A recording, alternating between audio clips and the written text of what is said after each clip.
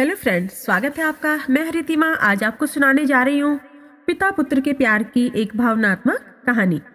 आज जो मनोज है वो अपने पिता से लिपट कर रो पड़ा और बोला, पापा मुझे माफ कर दीजिए, मैंने अपने नाजायज खर्चों की वजह से आपको बहुत परेशान किया है। तो चलिए जानते हैं ऐसे क्या खर्चे थे मनोज के, मनोज क्या करता था और वो पिता से माफी क्यों मांग रहा था, क्यों रो रहा था अपने पिता से गले मिलकर। तो स्टार्ट करते हैं कहानी को। घर के एक छोटे से बगीचे में रमाकांत बाबूजी जो है वो अपनी पत्नी शीला के साथ सुबह की ठंडी हवा के साथ में गर्म चाय की चुस्कियों का आनंद ले रहे थे। सुबह का समय दोनों के लिए बहुत ही खास होता है। दोनों अक्सर साथ में मिलकर चाय पीते हैं। चाय के साथ साथ दोनों अखबार की जो सुर्खियां होती हैं वो भी देखते रहते हैं और उन पर चर्चाएं करते हैं, परिवार और बच्चों के बारे में बातें करते हैं। इसके बाद वे दोनों का ही जो दिन है ना व्यस्त हो जाता है, पर सुबह का टाइम वो एक साथ बिताते हैं। रात को थके हारे होते हैं जो सो जाते हैं। अखबार एक ओर रखते हुए रमाकांत जी बोले, शीला बहुत संतुष्टि होती है कि हमारी दोनों बेटियों का विवाह अच्छे घर में हो गया है और वे दोनों बहुत खुश भी हैं। बस एक बार जो मनोज है ना उसका भी इंजीनियरिंग में दाखिला हो जाए तो हम चिंता मुक्त हो जाएंगे। हालांकि छोटी बेटी की शादी के बाद हमारी जो जमा पूंजी है ना वो सारी समाप्त हो गई है, लेकिन मनोज की पढ़ाई के लिए मैं पीएफ से लोन उठा लूंगा और हमारा क्या है, घर का जो मकान है और पेंशन तो मिलेगी तो गुजारा हो जाएगा। कहते हुए दोनों बड़े ही भावुक और संतुष्ट नजर आ रहे थे। रमाकांत बाबूजी एक सरकारी दफ्तर में यूडीसी के पद पर कार्यरत हैं। अभी उन्होंने 12वीं कक्षा में पढ़ रहे अपने पुत्र मनोज प्रवेश परीक्षा के लिए 2 जगह कोचिंग करवा रखी थी। तो मनोज पढ़ाई में भी होशियारी है तो हो जाएगा उसका। आखिर मनोज व रमाकांत बाबू की मेहनत रंग लाई और मनोज का जयपुर के एक अच्छे इंजीनियरिंग कॉलेज में उसको प्रवेश मिल गया। अब रमाकांत बाबूजी ने चैन की सांस ली। भाई जो मनोज है जयपुर जाने में उसके 2 महीने बाकी थे अभी। तो शीला जी व रमाकांत जी उनके लिए नए कपड़े, जूते, चप्पल जैसा हम सब करते हैं ना बच्चे के लिए, सारा सामान जुटाना शुरू कर दिया ताकि उसे कोई भी कमी ना रहे।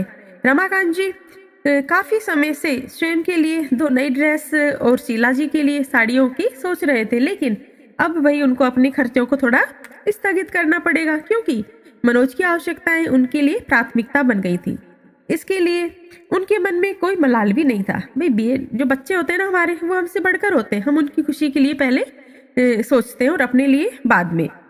पीएफ के लोन के लिए पहले ही उन्होंने प्रार्थना पत्र लगा चुके थे।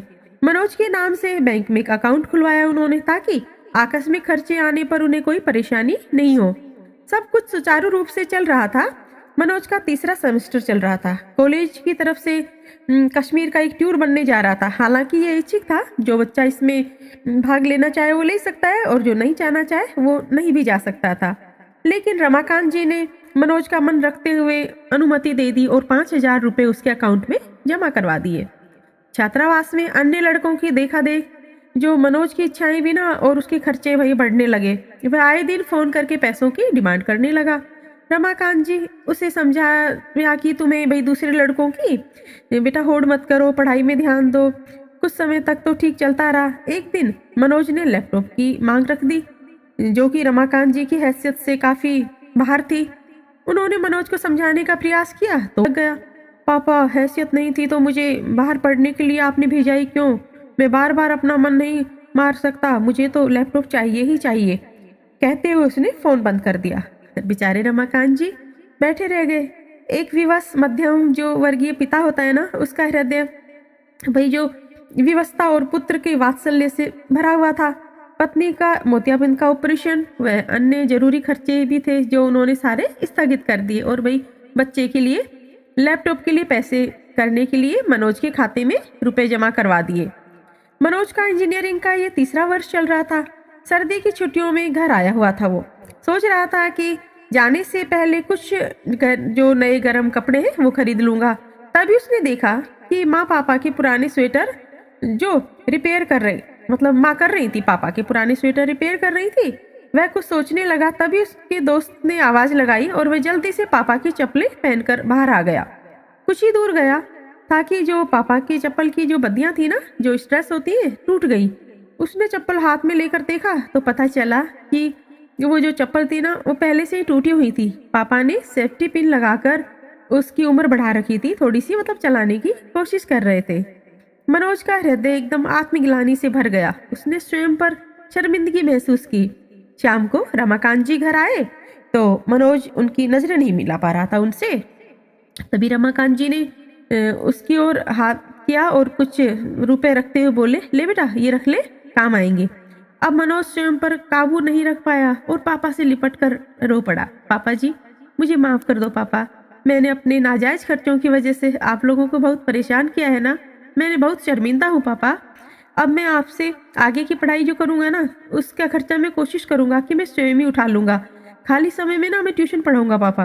अरे आपको पता है बहुत सारे बच्चे ऐसा काम करते हैं, प्लीज पापा आप मना मत करना। 3-4 दिन बाद जो मनोज था वो जयपुर चला गया। दूसरे दिन रमाकांत जी हमेशा की तरह अपनी पत्नी के साथ, उनका तो वही सुबह का रूटीन, चाय पी रहे थे। पहला कप पीने के बाद उन्होंने शीला से कहा, क्या एक कप और मिलेगा भाग्यवान। शीला जी मुस्कुराते हुए रसोई घर में चली गई चाय बनाने के लिए, क्योंकि वो जानती थी रमाकांत जी जब ऐसे बोलते थे ना, मतलब जब वो बहुत खुश होते थे तब कहते थे, मतलब चाय की दूसरे कप की डिमांड करते थे। क्या मतलब है कि उनके पुत्र को समझ आ गई थी। मनोज समझ गया था कि भाई पापा की हालत कितनी खराब है और वो कितने मुश्किल से मुझे पढ़ा रहे हैं। उनको मनोज को ये बात समझ में आ गई थी और वो खुद भी अपना खर्चा निकालने लगा था, खर्चों में कमी कर ली थी। यानी कि बेटे को समझ आ गई थी। और आप जानते हैं ना, जब हमारे बच्चे समझदार हो जाते हैं, विवेक से काम लेने लगते हैं, तो हम माता पिता को और चाहिए क्या, हम तो उतने में ही बहुत खुश हो जाते हैं। तो आज रमाकांत जी बहुत खुश थे कि मनोज को भाई सबक मिल गया था, या कहिए समझ आ गई थी बच्चे को। तो ऐसा होता है, हम सब मध्यम वर्गीय जो परिवार होते हैं उसमें पिता पुत्र का, माता पुत्र का और अपने बच्चों से हमारा रिश्ता। आई होप कि आपको ये छोटी सी कहानी पसंद आई होगी। पसंद आती हो तो चैनल को लाइक एंड सब्सक्राइब करें। Thank you for listening.